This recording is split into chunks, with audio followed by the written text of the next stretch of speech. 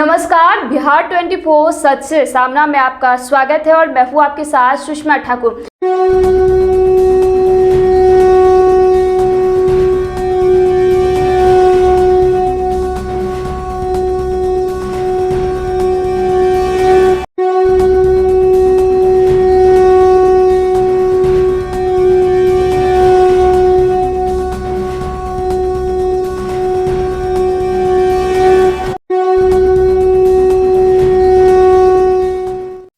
कौन करेगा मधुबनी के पंचायत प्रतिनिधियों का प्रतिनिधित्व?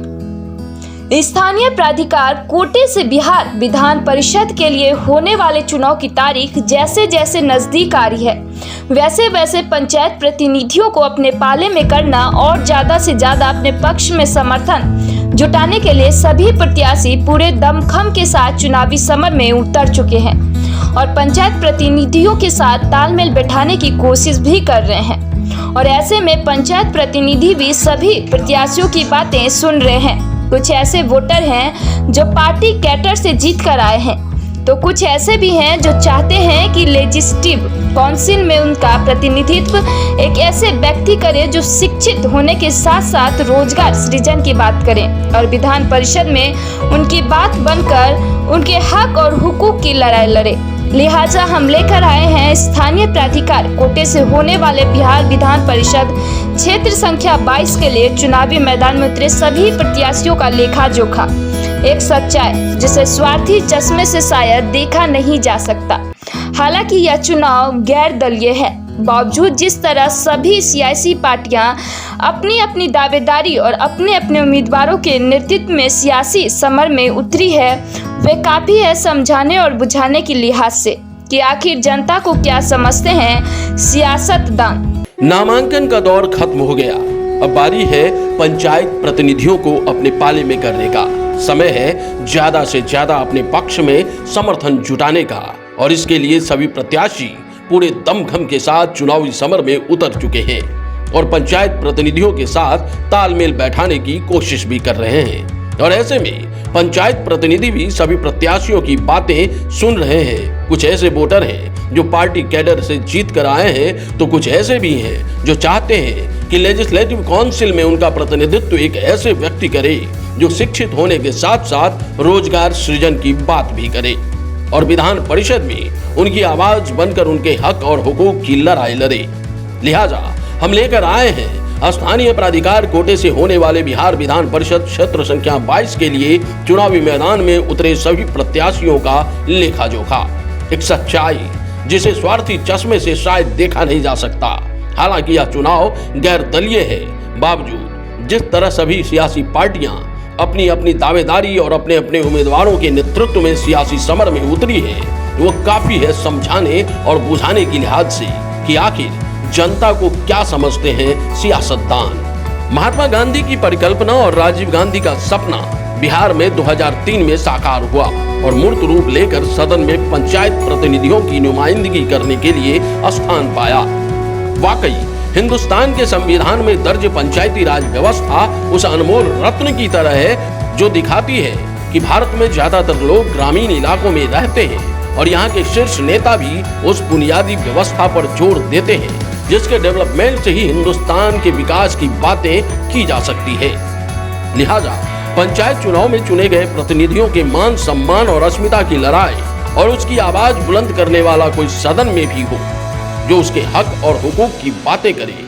वैसे तो मधुबनी ही नहीं, पूरे बिहार में इस कोटे से 2003 से एमएलसी चुनकर सदन में जाते हैं और पहली बार 2003 से 2009 तक मधुबनी विधानसभा के वर्तमान विधायक समीर कुमार महासेठ चुनकर सदन भेजे गए।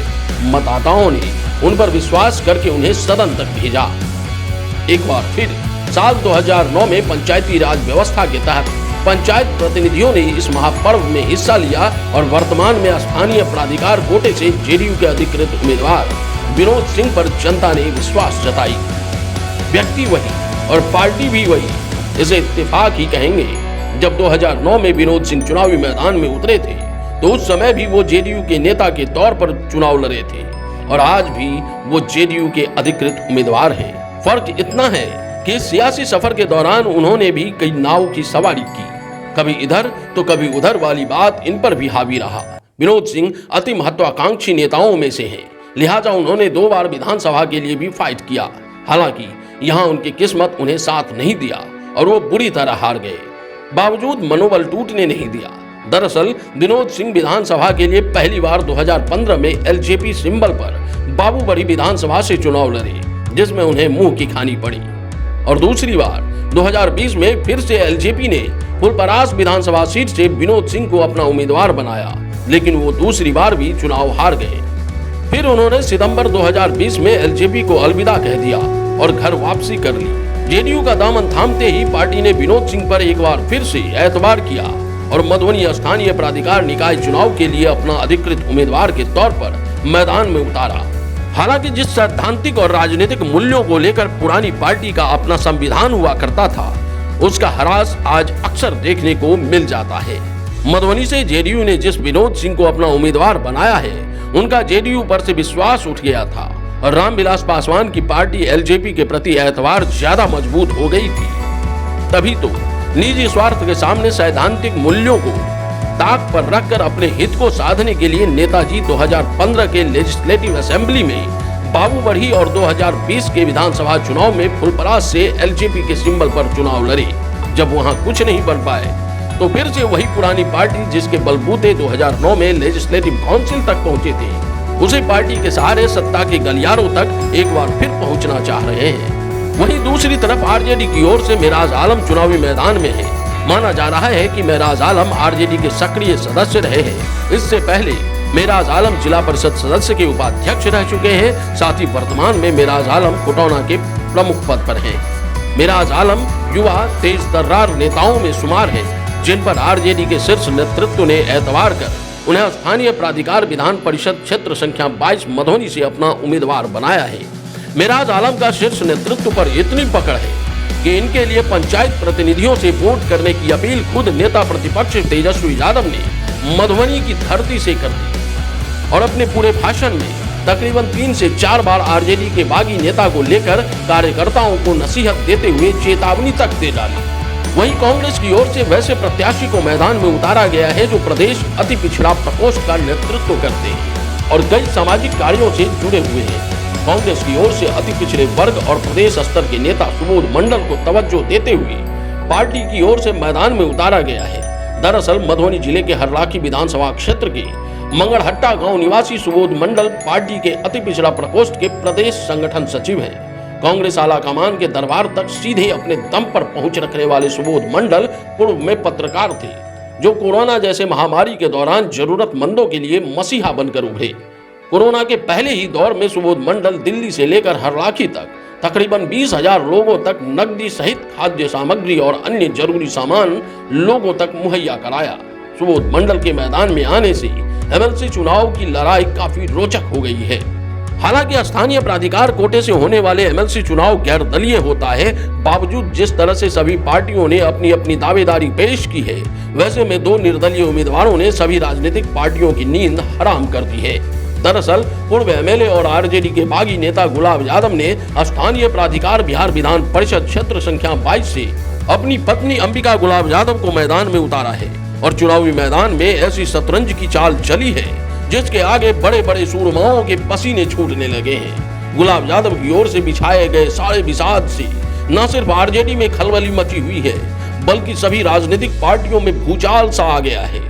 कहा जाता है कि शतरंज की चाल चलने में माहिर गुलाब यादव की रणनीति और पंचायत प्रतिनिधियों को अपने पक्ष में करने की हुनर ने आरजेडी खेमे में एक हड़कंप मचा दिया है। लिहाजा राजनीति के धुरंधर और कभी के आक्रामक बल्लेबाज रहे तेजस्वी यादव भी गुलाब यादव के यॉर्कर बॉल पर क्लीन बोल्ड होते नजर आए और मधुबनी की धरती से तेजस्वी यादव ने अपने 15 मिनट के स्पीच में कुल 4 से 5 दफा गुलाब यादव और उसके सहयोगियों को लेकर बोलते हुए नजर आए। दरअसल गुलाब यादव 2015 में आरजेडी के सिंबल पर मधुबनी जिले के झंझारपुर विधानसभा सीट से विधायक बने। फिर पार्टी ने उन्हें 2019 में अपने सिंबल पर झंझारपुर से लोकसभा का चुनाव लड़ाया, जिसमें उन्हें हार का सामना करना पड़ा। एक बार फिर पार्टी से टिकट नहीं मिलने पर नाराज गुलाब यादव ने अपनी धर्मपत्नी अंबिका गुलाब यादव को मैदान में उतारा है, जिसके बाद आरजेडी 2 धारा में बटी हुई दिखाई दे रही है। हालांकि गुलाब यादव को पार्टी ने 6 साल के लिए निष्कासित कर दिया है। वहीं बीजेपी से नाराज चल रहे निवर्तमान एमएलसी सुमन महासेठ भी अपने शीर्ष नेतृत्व से खपा हैं। लिहाजा जैसे ही मधुबनी का सीट जेडीयू कोटे में चली गई, महासेठ ने निर्दलीय तौर पर अपनी उम्मीदवारी पेश कर दी। दरअसल सुमन महासेठ संघ और बीजेपी के पुराने नेता माने जाते हैं। लिहाजा पार्टी ने उन पर विश्वास जताते हुए 2015 में स्थानीय प्राधिकार कोटे से मधुबनी एमएलसी का उम्मीदवार बनाया और पंचायत प्रतिनिधियों ने जीतकर उन्हें विधान परिषद भी भेजा। हालांकि सुमन महासेठ विकासशील इंसान पार्टी यानी वीआईपी के कोटे से मधुबनी विधानसभा का चुनाव भी लड़ा, जिसमें उन्हें मुंह की खानी पड़ी। सुमन महासेठ की शैक्षणिक पृष्ठभूमि अन्य प्रत्याशियों के मुकाबले अच्छी मानी जा रही है।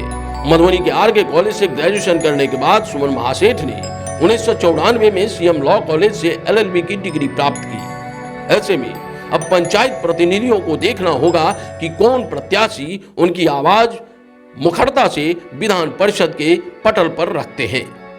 बिहार 24 सच से सामना। ऐसी ही सभी प्रकार की खबरों के लिए आप देखते रहिए बिहार 24 सच से सामना। अगर आपने हमारे चैनल को अब तक सब्सक्राइब नहीं किया तो चैनल को सब्सक्राइब करें, लाइक करें और शेयर करना ना भूलें।